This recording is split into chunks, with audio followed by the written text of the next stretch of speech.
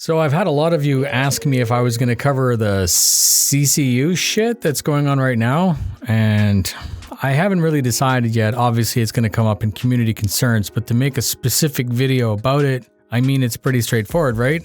2018, they told us that shit would be changing, and it never really did, and then they changed it. And yeah, okay, some of you bought a bunch of CCUs and put them in your buyback after melting them.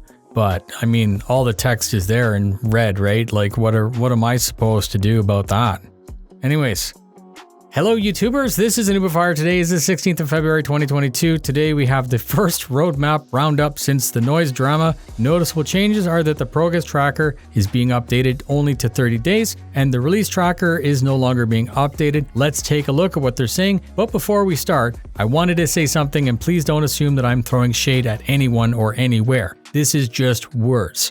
In the past, I avoided videos with the title, What I'm Most Excited About Patch XXX, simply because as a longtime backer and veteran follower of Chris Roberts, I know things never really go as planned. And this is true now, and the point of the segue. Nothing ever said by the development team should be taken as a fact. It sounds sucky and salty, but it's not. It's just don't trust what they say. Not because they're being shady, but because they don't know, because things change.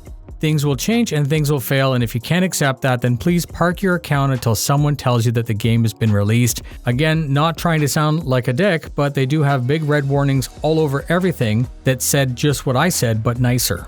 Comment in the comment with your comments. I'm interested to hear what you have to say. Okay, so notable changes according to Jake are that they intend to add salvage hull stripping and basic repair by hand, as well as the Drake Vulture mini salvage ship.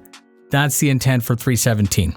Final review of the following features are said to be updated to committed for 3.17, mining gadgets, ship-to-ship refueling, selling items to shops, the hospital asset for Lorville, DNA head textures, and that effing coffee shop that everyone got pissed off. Just go get a coffee and have a good time. Also, for 3.17 are planned variations to all of the hospital locations.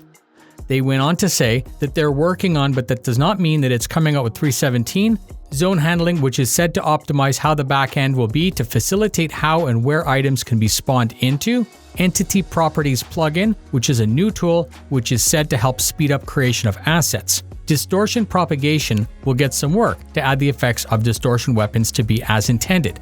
Rope simulation, adding underground tunnels to areas around the verse, adding satellites as a point of interest and a new mission type. Adjusting the skyline of Lorville, work on the room system to allow players to be able to manually override the default settings, more diversity in caves, and work on the Ranger bike and the RSI Apollo. Again, just because it's mentioned doesn't mean that it's coming out, it's just them telling us what they're doing in very general terms. Thank you very much for spending your time with me. I really do love making these videos for you. Please stay tuned for more so I can hopefully help you navigate the drama. Fly safe, and I'll see you in the verse.